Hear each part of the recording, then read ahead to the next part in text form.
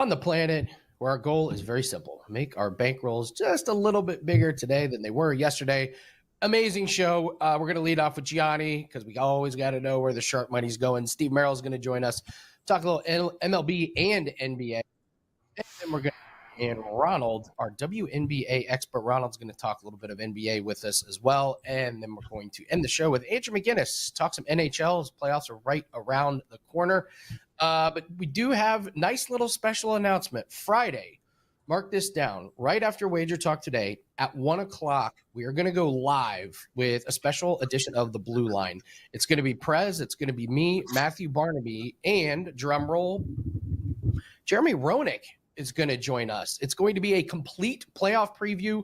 We're going to go over futures. We're going to go over the first round. Of course, we're going to go over props. It will be live. We will be taking questions. So if you're a big NHL fan, you're looking to jump on a live show with Prez, myself, Matthew Barnaby, and Jeremy Roenick, that's 1 o'clock live on Friday. So mark that down. Should be absolutely amazing. If you guys could hit the like button, please. It always helps us out. If you haven't subscribed, creep it in on that 200,000 subscribers. Feels like we're going at a snail's pace. Let's see if we can pick it up here today. But joining us is Gianni. Of course, Gianni, nice job yesterday. I see you went 5-2. Congratulations. Don't you wake up in just a little bit better mood when you have a nice winning day for clients? How are you today, my friend? Yeah, thank you. Yeah, and I try not to look before I go to bed. But yesterday, while preparing for today's Blackjack class, I just had it up, like the odds screen. So I was seeing scores, and I was like, wow, another good day. It's been good, man. Thank God, up for 2025, up the last 3, up the last 7, up the last 30. So any sample size, you feel good because, no matter when anyone jumped on, you did your job for them. You were able to produce a profit. So yeah, that's always the best feeling because a lot of times, when guys are jumping in and out, when they're buying a week here, buying a day there, it's hit or miss. They're rolling the dice because you may be having the best year, but during that small sample size, you have a losing week or a losing weekend. And to me, that's the worst feeling, but I have to just try to do my best overall. That's why I always say it from the steam room, from the very beginning. My goal, I have one goal. That's when December 31st gets here, for us to be in the 0.5% of bettors on the planet that can look back and say, we made money with the sports betting market in 2025. If our goals are aligned, 8 out of the last 10 years, I was able to reach that goal. If our goals are not aligned, I may disappoint you. You know what I mean? I want them to know that going in. I can't win when you decide you want to bet. I don't have that power. If you decide today, I feel like bet him, I'm going to buy his package. I don't have that ability to say, you know what, today I can win for you. But I can tell you, long-term success doesn't lie. When in doubt, zoom out. There's a reason why the majority of people in the industry don't show long-term results. There's a reason why most of the prediction shows, the preview shows, will not show long-term results. Because we all know how hard it is to actually be a long-term winner. You put your long-term results out, you're proud of them. Nobody is winning long-term that's not showing it. There's nobody that's up so true. That won in 2024 that's not showing it. There's no one that's up in 2025 that's not showing it. If they're only showing you their last 7 days, their last 30 days, there's a reason for that. And I know it's that FOMO, that fear of missing out, where we're like, dude, they made that money and I missed out. I should have jumped on board. But I always say, when in doubt, zoom out. You could have a losing day, bro. You could have a losing weekend. You could have a losing weekend, a losing month. It's going to happen. During my most profitable years, you could pick a sample size and it looks like I don't even know what I'm doing. But when you zoom out, that's where you see the truth. And very few people, when you zoom out, you'll see profit overall. Like you could have a bad week, a bad month. But when they zoom out, they're going to see this is what you're doing for 2025. This is what you did in 2024. That can't be taken away from you. And again, if someone's not telling you what they're up over the last 365, there's a reason for that, because nobody's hiding. There's so few people that actually win. Nobody's hiding those results. That much I can promise you. So yeah, it feels good to be up for the year. It feels good to be up for those sample sizes as well. Thank you. And the picks here, they went 4-1 the sides, lost that Yankees total, but sides did well for anybody following yesterday. It's such a great point. There's been a few things that I can look back and say, oh, that's really where I went from not profitable to profitable. And you're right. Focusing on a year, like 3 days, I'm not too worried about. 7 days, not too worried about. I start to really pay attention when it gets to a month because I have this really nice streak of profitable months. But when I stop letting those short-term little, bumps in the road bother me, and you just look at the big picture, there's just a relax. You're calm. You don't let things get to you. Your mind's much clearer. The handicapping becomes much clearer. You're so right about that. Simplifying Always do that, but when you're going through a tough time, honestly, Andy, because we're harder on ourselves than even our subscribers. I know I am. I take it more personal because I manage my risk correctly. I've done this long enough. I trust the sources I have and what we do and taking percentage of the accounts. I'm going to make my money year in and year out, but I want them to be able to profit off it as well. So a lot of times I feel terrible. Like last year when I had a winning year and they trusted me and I wasn't able to produce for them, didn't come through. I didn't do my job. That's my only job, is to produce profit for them. But what I always tell myself is, in those times, zoom out. Look at the whole picture. Be proud of the work you've done and what you've accomplished. You can't, produce for everyone. But if you could produce as a whole, then you're doing your job. And like when you get down on yourself, if you're in a rough streak, take a minute and put in last 365 in the back end at WagerTalk, and it's going to cheer you up immediately because you're going to know you did your job. You can't be perfect. Nobody is. But you're doing your job. If you could zoom out and see good results, you should be proud of those, bro. Yeah, thank you. I appreciate that. And we're very proud. We work really hard. You mentioned some sources. Let's take a look. What's some sharp money coming in on? What are the syndicates betting? We got a high volume day, low volume day. What are we looking at? A little spread out. Yeah, I was surprised to see some Orlando -5 in the accounts. Usually they're not betting sides in NBA playoffs. Even in NHL, it's not really a lot of sides. It's mostly totals. We talked about those yesterday, how they got out and bet the unders in a handful of totals. They're usually betting the totals and they're betting the player props because the limits are a little higher during the playoffs.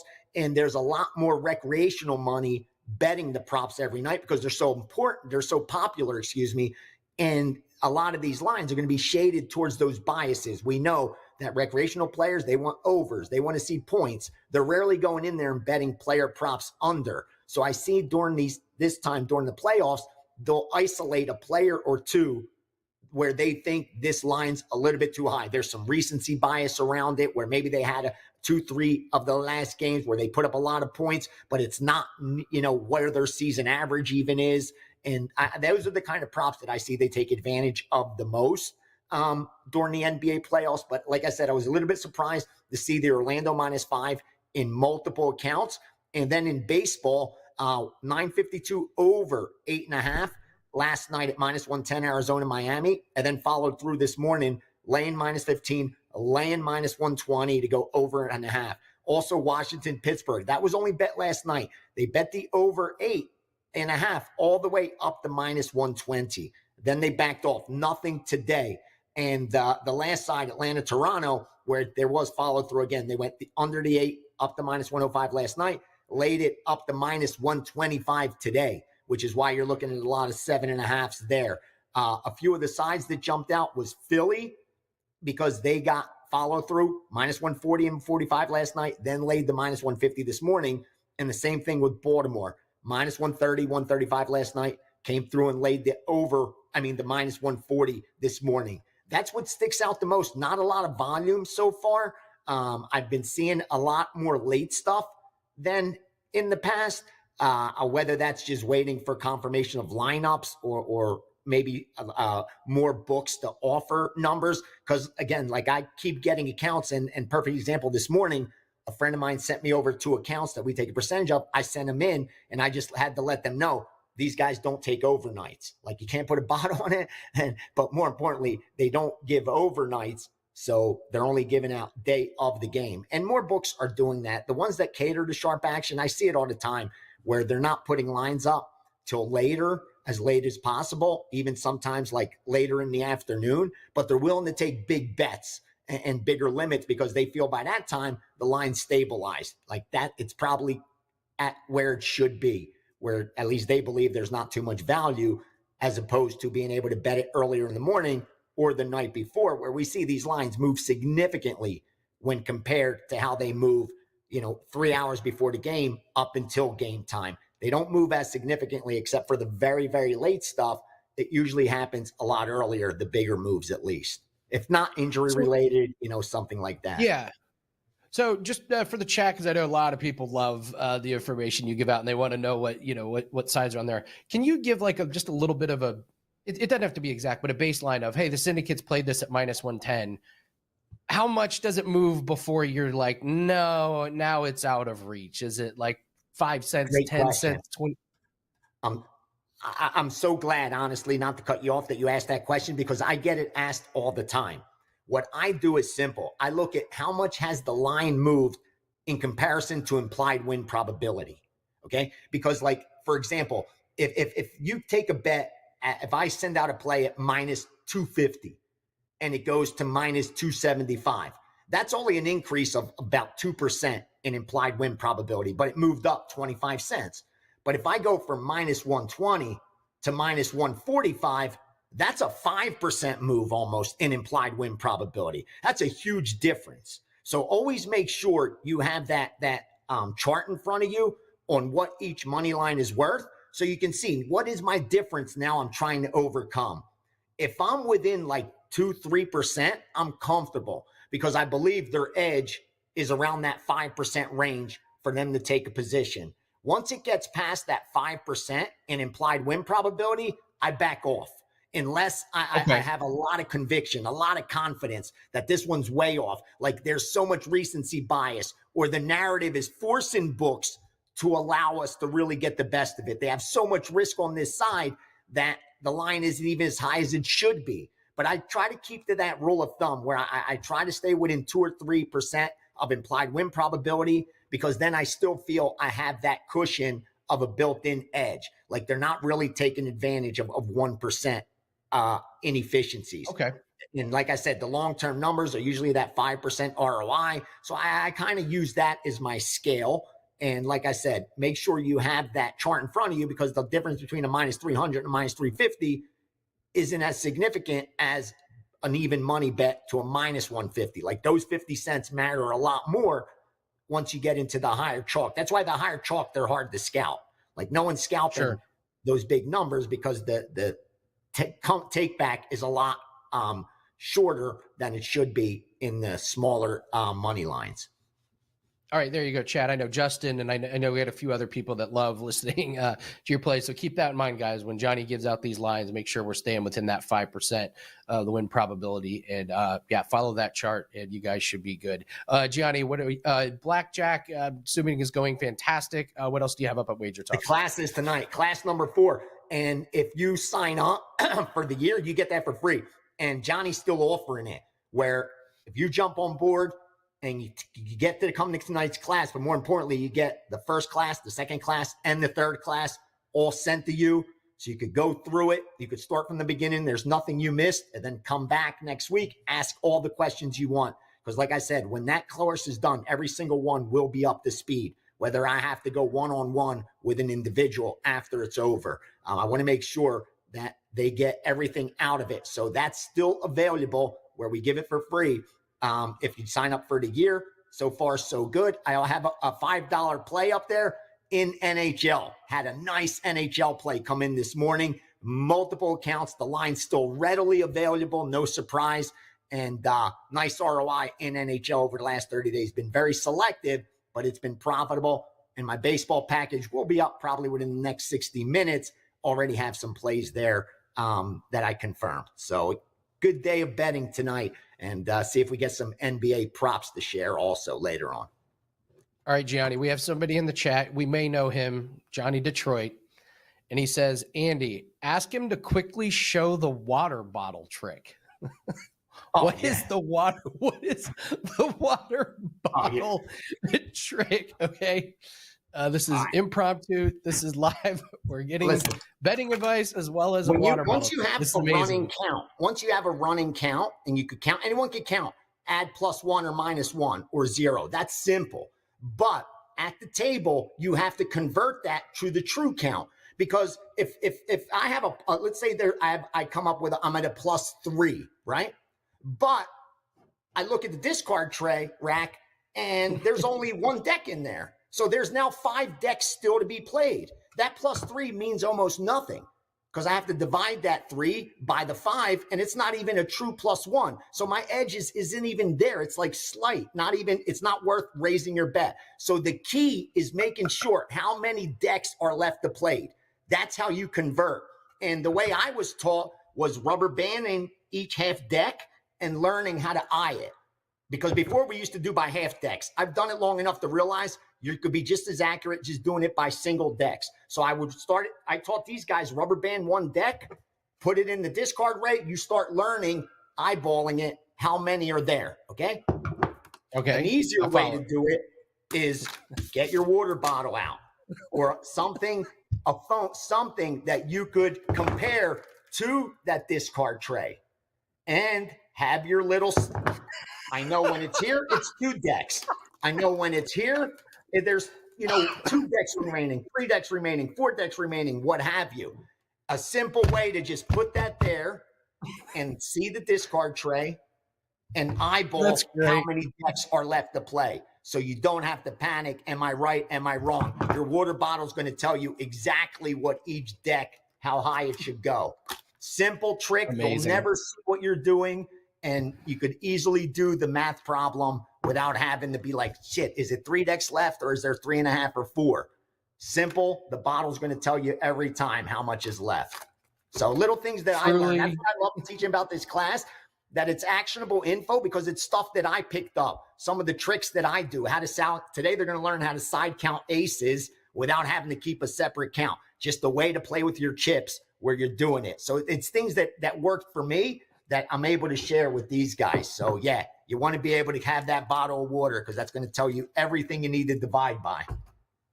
Truly one of a kind, Gianni. Thank you so much, brother. I hope you have another winning day for yourself. Thank you, my man. Thank you. Best of luck to you. Best of luck to Steve and the rest of the crew today. All right, we're moving right along. Hit the like button, subscribe to the channel, leave us a comment. Shout out to the chat. All right, let's bring in Steve Merrill. Steve, listen, I believe you are number 1 in 4% MLB sides in the last 17 hours. How's that? How's that for a Okay, I was just going to say, we're 75% the last 2 days. I was like, we're doing okay. I don't know if I'm number 1 yet, but we'll get there, son of a gun. I'll tell you that much. Yeah, so this, all jokes aside, I did my first NBA preview for the play-in games tonight. We'll talk about one of them in a moment, but I mentioned that I've got the 1-year all access, and people always ask me, like, when's a good time to jump on board? And theoretically, it's today because we have an edge every day. The sooner you start playing with an edge, as you know, Andy, the more you start winning long term. But if I got to be honest, if there's a great time to jump on board, it's right now. The NBA playoffs start tonight. Baseball is only a month in. You're going to get all of next year's college and pro football, all of next year's college basketball season because that's done, and all of next year's NBA till the start of the playoffs.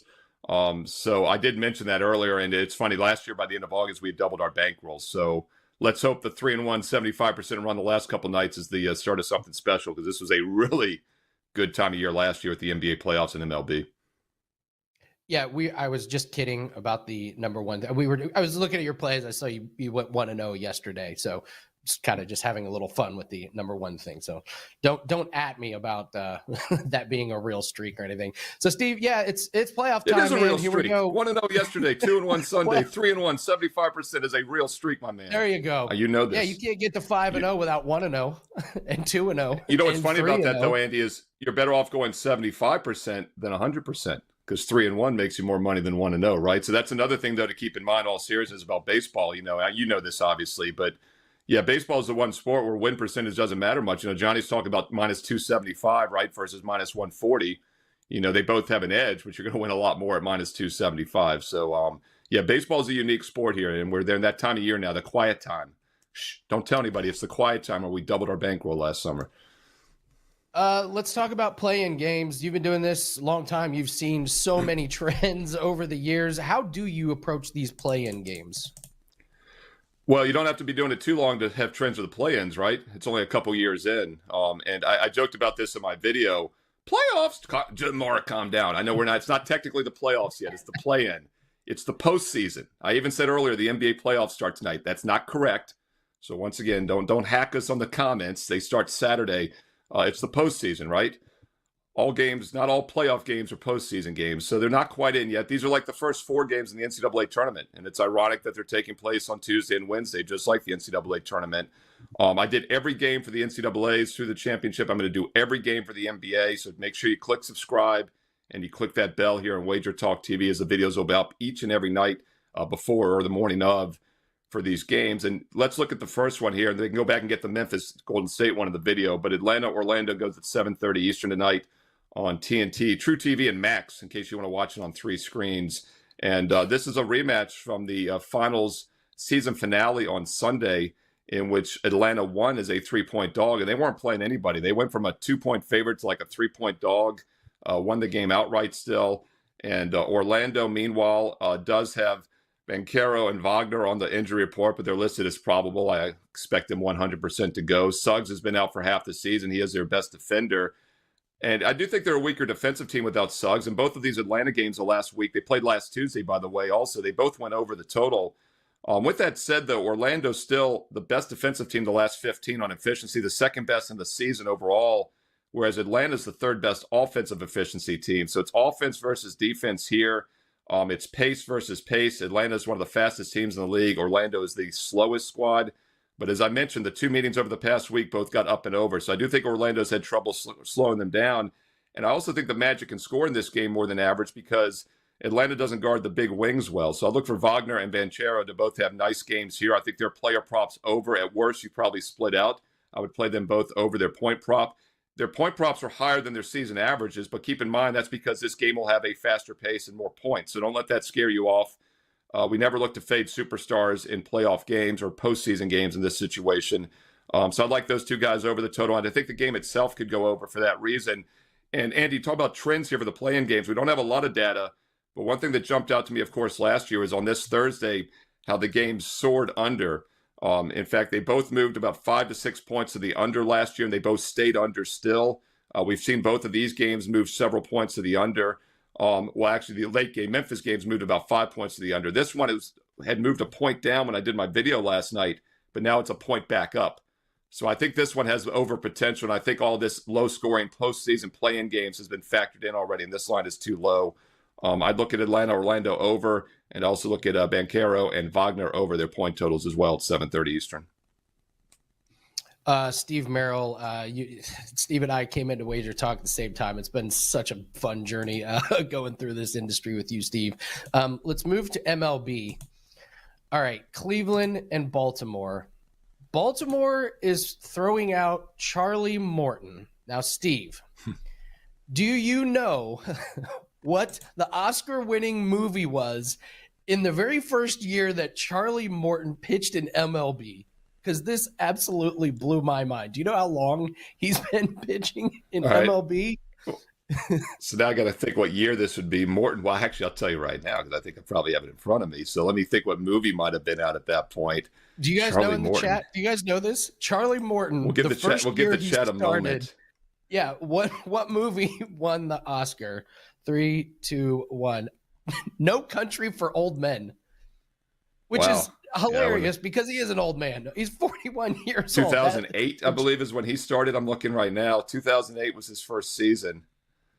Yeah. Isn't that amazing? Charlie Morton still doing it. Shout out to Charlie Morton. Now, it's not going well this season, but he is out there. So let's break down this Cleveland-Baltimore game here, Steve. How do you see it going?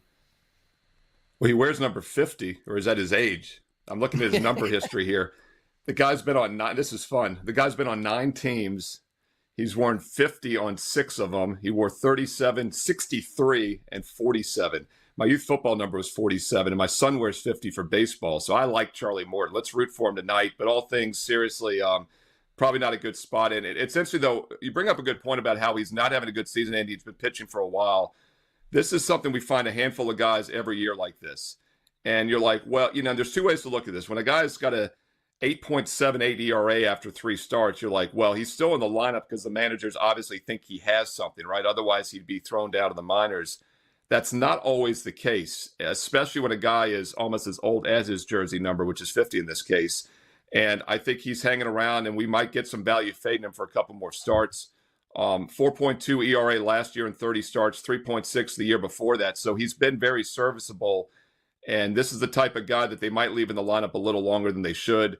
He's tied for the league lead in losses, 0-3. That ties the league lead in losses. So he's got that going for him, a league leader right here. Yeah, until we see otherwise, I'd be very careful with Morton. And the Orioles are kind of team I've had on my list to maybe fade this season anyway. I'm very local here to their AAA team, the Norfolk Tides. They've had a ton of talent coming up the last several seasons. So they went from literally the worst team in the league 3-4 years ago to the best moneymaker in sports the last 2.5 years. You got to figure at some point that's going to start to plateau off. And I still think they're very short on starting pitching. And coming into this season, I'm thinking, maybe the regular season they can get by with all this offense like they've been doing. But their pitching is thin, and that's another reason why a guy like Charlie Morton might stay in the lineup, the pitching rotation, rather longer than he should. So I do think he's over the hill. I think this 8.8 ERA is not a fluke, and I'd be very careful with the Orioles going forward for that reason. And then on top of that, you look at this number here. You're laying $1.45. You're getting the Guardians at plus 130, so it's not like it's priced into the line yet. I would not be laying $1.45 with Morton anytime soon, and you probably won't have many opportunities to fade him anytime soon either if he continues like this. Steve, it's $5 Tuesday up at WagerTalk, coming off of a nice little short-term run. Listen, you can't have long-term profits without short-term profits. Tell everybody about your $5 play, what you have up at WagerTalk. Yeah, I think we're heating up, 3-1 the last 2 days in baseball, and now the NBA postseason starts tonight. Number one last year in the NBA, number one all-time in NBA profit, and last year baseball was number one in profit, one overall in best bets. And once again, we doubled our bankroll by the end of August, and a large part of that was due to an incredible NBA playoffs and baseball run, which started right now in mid-April. So this is a great time to get on board. If you want to try out tonight's top best bet, it's an 80% discount because it's $5 Tuesday. Or if you want to take a long-term investment approach, how about $1 every day with all access promo code SM365? It's an instant $811 discount, and it gets every sport every day for the next 365 days and nights and gets it down to $3 a day. That's about $1 a play. So yes, $5 Tuesday is great, but getting all sport, all access for the next year for about $1 a play is even better. SM365. You can find out the details on my page, along with daily free plays. Steve Merrill, WagerTalk.com, and get there quicker with that shortcut you see on your screen, WT.buzz/SM. Love it. Awesome work, Steve. Appreciate you. Good luck, and hopefully that hot streak keeps coming. It is $5 Tuesday, guys. All handicappers have a $5 play up, so take advantage of that. Do this every Tuesday. It gives you a great chance to try out some different handicappers and just see what the write-ups are like. See what the styles is like. Maybe you find a handicapper you haven't tried before. You like the write-up, you like the style, and you want to try something long-term. So it's a great advantage to try some different plays and some different sports that maybe you don't take advantage of. Dan, we're ready for this graphic that we do every week in Discord. My $5 play is up in NHL, but we always talk about long-term. So in our Discord, the Winning in the Shadows Discord channel, every week and then every month, we do a weekly recap, and it just shows you, hey, what did we run good in? What did we not run good in? So this is just an example of what our last 7 days were like. As you can see, we had an insane 7 days. This is not every single 7 days, but we ran a 7-day special. And this is really important because if you got the 7-day special last week, you are up. If you got it on Monday, you're up about 24 units. If you got it Tuesday, you're up 20 units. If you got it Wednesday, Thursday, you're up about 18 units, and you still got some more days to go. So what we're doing is we're running a special on a 7-day, 30-day, and 365 days. We're marking them all down 30%. That's at WT.buzz/AL. This is how you build your bankroll. When you have a really good week like this, you take some of the profits and you invest it. This is what businesses are built on. It's how I built my production company. We bought some speakers, took the profits, bought some more. Then we bought some lights. Now we're doing $250K a year in staging, speakers, and lights. But you do that by investing the profit. So take advantage when you have this really big hot streak. All of you that got that 7-day pass, take some of those profits, invest in it. Don't pull the profits out and buy a PlayStation for your favorite cam model or something stupid like that.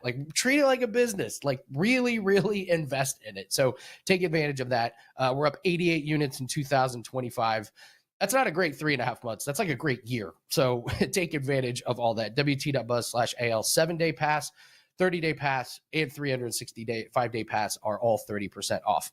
All right, you guys want some props and you want some plays? I'll go over a few here right now. If you're a parlay bettor, such as myself, Formula One race, take a look at Ferrari double top 10 and Mercedes double top 10. Both of those can go in your parlays. If you're looking at golf this week, it's a really bettable golf tournament. I see on the off screens Tom Hoge over Taylor Pendrith. Hoge is way better. His last 3 finishes are 14th, 5th, and 3rd. Pendrith has missed the cut in 3 out of 5 tournaments. Hoge is 4-0 head-to-head against Taylor Pendrith the last 4 that they've played in together. There's a golf bet for everybody. And then going to NBA, Nuggets versus Clippers. DraftKings has over 5.5 games at -190. I feel like as long as Kawhi stays healthy, that is a really close series. I would struggle to see how like a 4-1 happens. As long as each team wins 2 games, you're good to go there. Lakers and Timberwolves over 5.5 games, same thing. As long as everyone stays healthy, I think this is a close series. I don't see anybody getting blown out. That's -175. If you're a parlay bettor, you can parlay both those together for +140. So those are some plays that I'm looking at in the NBA. So take a look at those Formula One parlay pieces, NBA, and then golf as well. All right, bringing in Ronald Cabang, talking some NBA here. Ronald, listen, nobody does it better in the WNBA. It's right up my alley. I love these sports that maybe off a little bit of the beaten path. You're number 1 in WNBA profits the last 2 years. Congratulations. Well, let's talk about this other play-in game. We got Memphis and Golden State.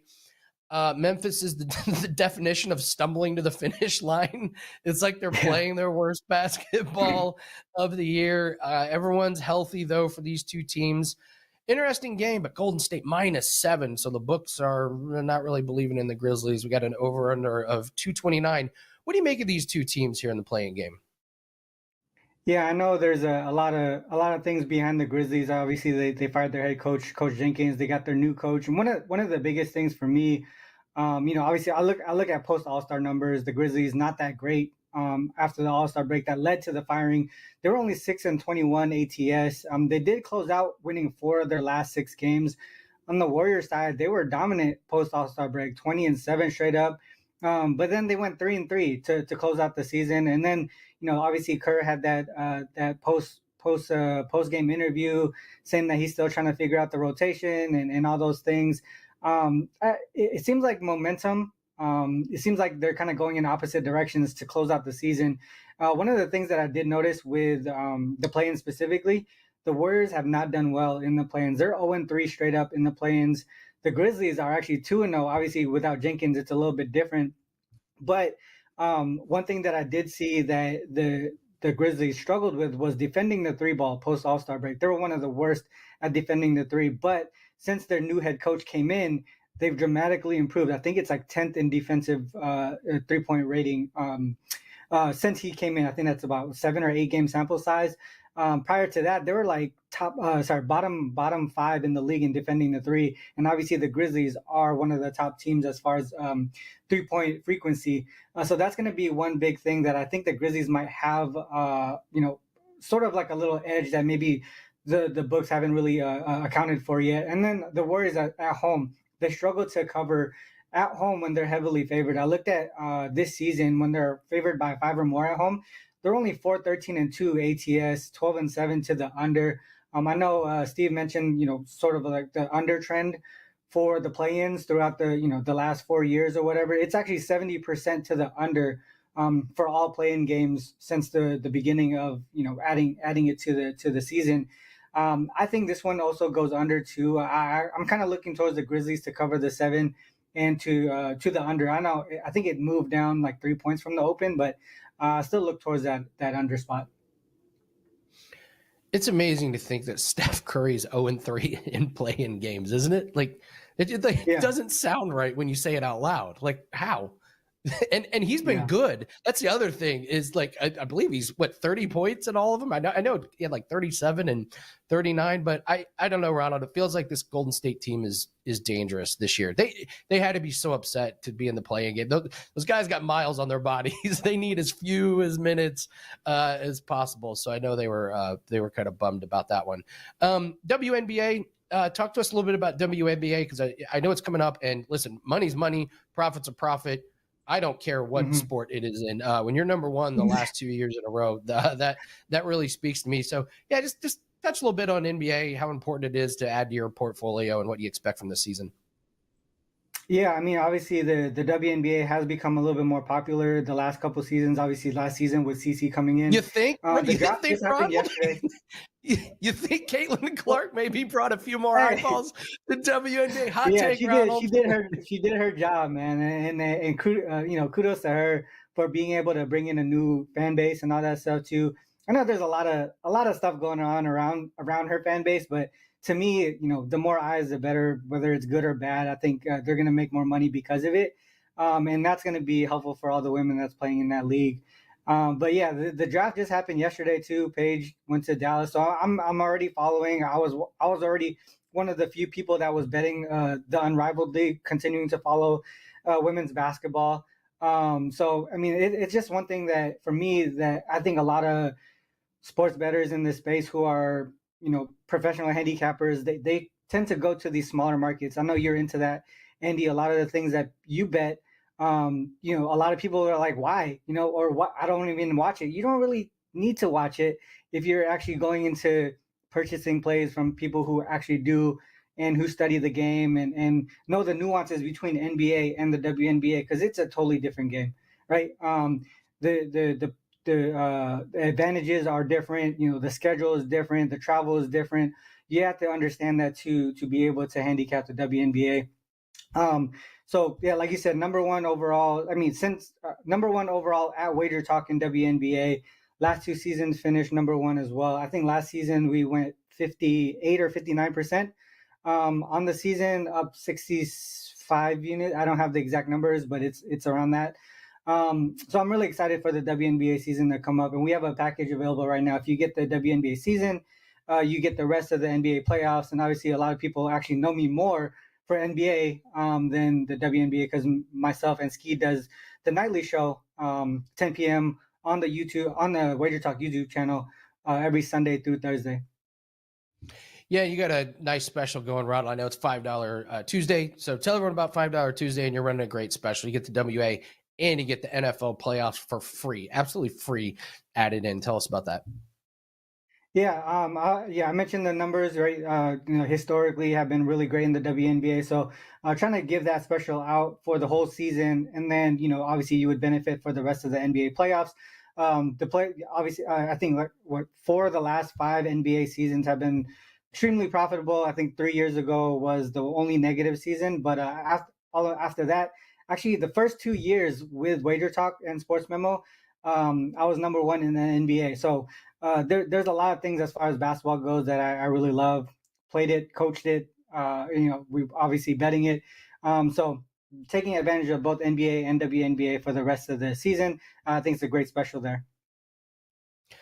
Ronald's one of my favorite. We've had some really nice talks, long talks. And listen, Ronald, when I'm looking at investing in other handicappers, and yes, I do buy other handicappers, I'm looking for the sports that I don't watch. I want passive income. I want my money to be making money when I'm not watching these sports. I love these niche sports. The lines are so much more soft. You can take advantage of it, and you don't have to invest the time into watching it. So I can't stress enough how important it is to take advantage of handicappers like Ronald when he gives out specials like WNBA and NBA playoffs. So Ronald, thank you so much. Continued success. Could I add to that real quick, Andy? Absolutely. Just because I think there's a lot of different types of handicappers, and for me, and I'll talk to you about it. I'm very model based, right? Stats, analytics, situational. It's very balanced, right? Being able to stack the edges that you have. I think it's very important because I'm one of the newer handicappers, and we talk, our conversations are about, what our conversations are about. But for me as a handicapper, a lot of people who don't know me, they don't understand my process. I think if you just go back to our handicapper pages, look at our streaks, look at the analysis that we put into it, then you'll understand the differences between the handicappers. You'll see all the stats that I put, all the trends, all the situational things that you actually don't think about. maybe other handicappers don't think about. I think it's very important to do your due diligence, not just look at the last 3 days, not the last 7 days.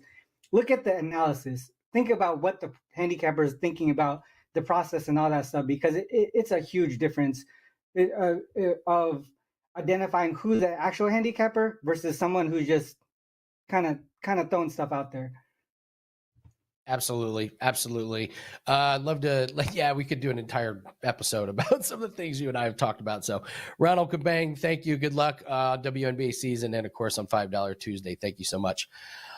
All right, guys, my $5 play that's up is in the NHL. I was going for 7 wins in a row. We lost last night, so we're 6-1. But, man, I love this play. NHL has been such a boost to the bankroll. So take advantage of that. If we win tonight, look at 7-day pass, 30-day pass, 365-day pass as well. WT.buzz/AL.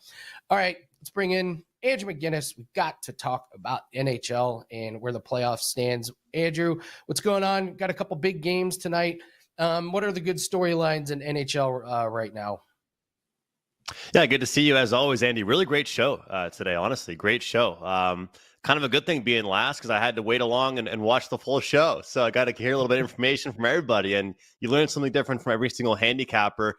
Right now at this point, Andy, there's not a lot going on. There's just the last couple wildcard spots. The last wildcard spot, of course, I'm a diehard Canadiens fan in the East. Pretty much everything would have to go wrong for them to lose that spot. They have needed one regulation win for the last 3 games. Haven't been able to get that. Columbus is on the outside looking in. Columbus has to win their next 2 games to win. And of course, in Montreal, if they win against Carolina tomorrow, they're in no matter what. So right now, I'm a Montreal Canadiens fan, and I'm also a fan of whatever team Columbus is playing. And as far as the Western Conference, you've got St. Louis, Minnesota, and the Calgary Flames. Those 3 teams are pretty much separated between just a handful of points. And what's great is that both those teams play, all of those teams play tonight. So, Andy, it's kind of funny because you can find yourselves betting on some of these teams that have absolutely zero relevancy to the standings, and you just feel like you have an edge. But I don't know, for me personally, I have found myself over the last little while, and I just got back from a vacation where I only probably released 4 or 5 plays over the last little while. I prefer to bet on the games with meaning. I know some people would probably argue to you, well, you could probably argue this team and that team. I think if you do that, you're kind of just trying to guess which game means the most to that team. I prefer to bet the teams that are going towards the playoffs for the most part. Love it. Before we get into the games, tell everyone what you have up at WagerTalk. It's $5 Tuesday. NHL playoffs are here, so it's go time, man. What do you have up at WagerTalk? It is go time, Andy, but I actually have a $5 customer appreciation play in the MLB. I said, you know what? NHL is going really well. You want that play? You got to pay for it regular price. You want to sample me with the MLB? You get that one for a pretty good discount. So it's a 21-12 run in the NHL plus 25 units. When you said what you are overall in 2025, Andy, it puts me to shame. I don't even want to say what I am, but I thought plus 39 units in a few months was pretty good. Number 6 great. overall. No, it's not good, so. Andrew. It's great. You're selling yourself short. It's not good.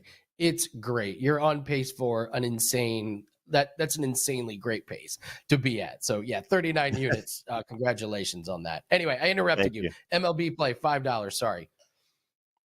Yeah, and just very similar to what I've done with the NHL, team totals have been the name of the game for me in the MLB. That's kind of where I'm going to go. I love taking the other team out of the picture. You worry about just one team, and it's all about obviously the price that you're betting, but it's also about win percentage. This year, Andy, in the NHL, I'm number 1 since the preseason. My win percentage is 51. A lot of people, when you say about having a really good, if you told me the number 1 guy since the preseason in the NHL, at what's their win percentage, I'd probably guess, it's got to be 53, 54, 55, something like that. But with the average price that I've dealt with in the NHL, it's led me to only have to have 51% winners. That's how I am in the MLB as well. You guys can expect that from me all throughout the summer with getting some of these great prices, betting team totals, whether it's team total overs, team total unders, first 5, full game, whatever it might be. And that's what you're going to get today. if you buy my $5 play.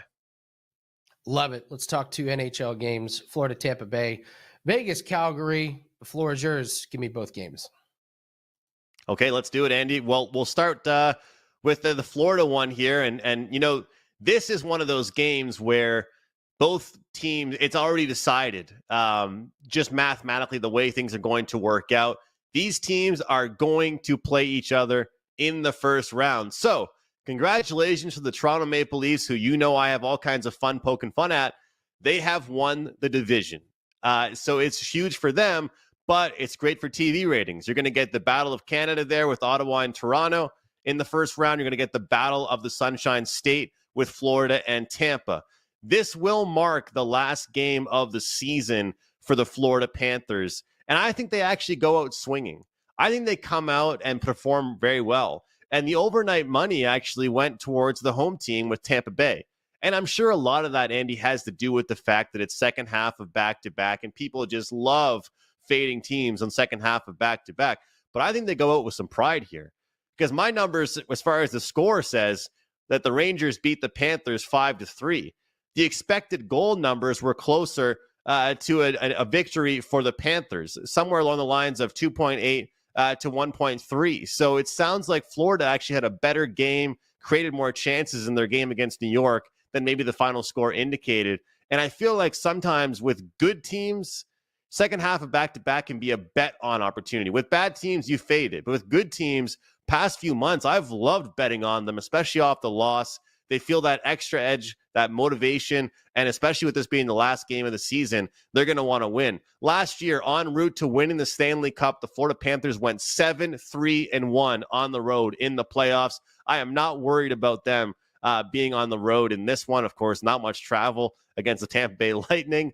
I'm going to take them to win here. Andy, I love this price. We're getting a nice plus price on it with plus 154. And if you want to play it safer, you can take that team total over 2.5 at minus 120. Maybe do a half bet on each. I think Florida shows up today in this one. I'll keep the next one short and simple with Calgary and Vegas. This is one of those ones where I always tell people, must win does not mean will win. But I certainly like how Calgary's playing right now. And this is one of those spots where Vegas could care less. They've had a fantastic season. They're getting ready for the playoffs. They have a rather veteran-built team. They're going to rest a few guys tonight. They're going to go mid-season NBA form and probably pull some load management actually late in the season here in the NHL. Calgary's been playing well. They're hungry right now. They've got great goaltending. I'll look for a low-scoring victory for the Calgary Flames. Vegas opened up minus 135 overnight. That number turned into a pick, and then now it's some shops favored for the Calgary Flames. I'm buying into that. I think that's accurate, and that's the way we should go here. Follow the money with the Calgary Flames on the money line against the Vegas Golden Knights. Calgary's been an absolute moneymaker. I love the Calgary Flames, man. They've been so good the last 2 weeks. They really have. So, Andrew, I hope you had a great vacation. Good luck on $5 Tuesday with your MLB play. And just Andrew, real quick, it's interesting you brought up that winning percentage. Yesterday, Gianni and I literally talked about why ROI is so important to look at, because if someone has a lower percentage but a high ROI, that lets you know they're betting underdogs and they're winning on that. So it's a perfect, see it all just ties together right there. Andrew, great job. Thank you so much, buddy. Glad to have you back from vacation, and looking forward to NHL playoffs. All right, that's going to do it. Thank you guys in the chat. Don't forget to hit the like button and subscribe. Good luck on all your plays. Remember, practice good bankroll management. We'll be back tomorrow on the best sports betting show on the planet, WagerTalk Today. Good luck in your plays.